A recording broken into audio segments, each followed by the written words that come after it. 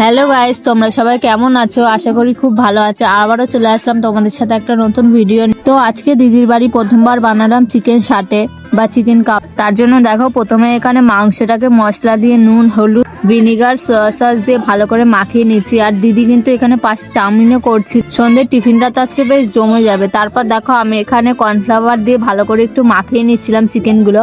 আর এর ভেতরে কিন্তু ক্যাপসিকাম আর পেঁয়াজও দিয়েছিলাম। তারপর দেখো একটা কাঠির মধ্যে প্রথমে মাংস, তারপরে ক্যাপসিকাম, তারপরে আমি চিকেন দিয়ে পেঁয়াজ দিয়ে ওইভাবে সবকটা সাজিয়ে নিলাম। আর দিদি কিন্তু এখানে চাউমিন করছিল। তারপরে একটু কর্নফ্লাওয়ার, একটা ডিম দিয়ে, একটু জল দিয়ে আর একটু নুন দিয়ে ভালো করে এখানে আমি ব্যাটারটা বানিয়ে নিলাম। তারপর দেখো এক একটা কাঠি কাবাবে এইগুলো ব্যাটারটা মাখিয়ে দিয়ে ভালো করে এবার আমি লাল লাল করে এখানে ভেজে নিচ্ছি।